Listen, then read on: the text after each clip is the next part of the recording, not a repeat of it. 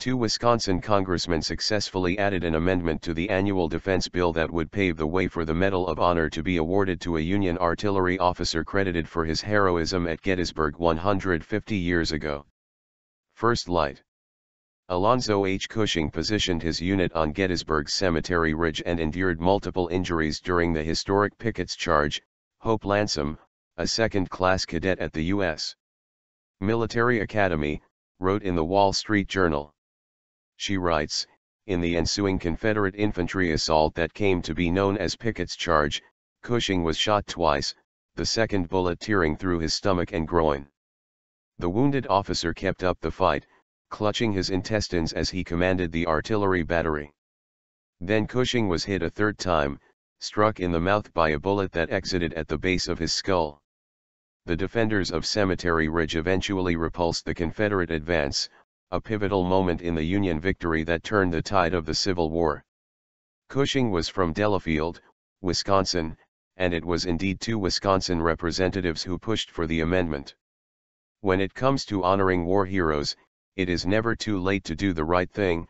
Republic. Ron Kind, D. Wisconsin, said, according to the report. Kind was joined by Republic. Jim Sensenbrenner, a Republican.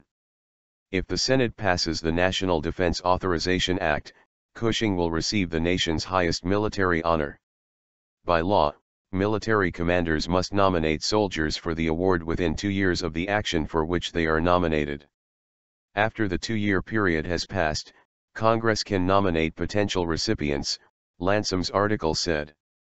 Major General Winfield Scott Hancock once called Cushing, the bravest man I ever saw.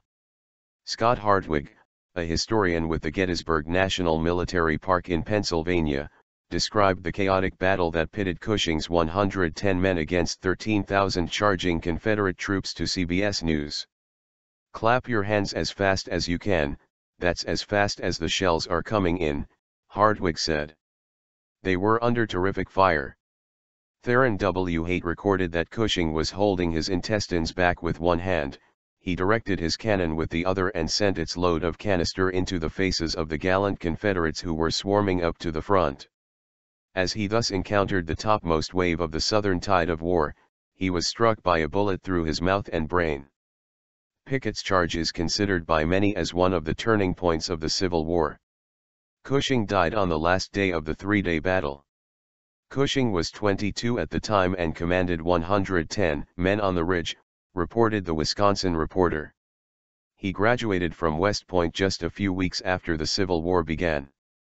Prior to Gettysburg, Cushing was credited for his part in 6 battles, had 2 horses shot out from under him and was hit in the chest by a bullet, according to the Wisconsin Historical Society. Only 4 Iraq veterans and 7 Afghanistan veterans have received the Medal of Honor.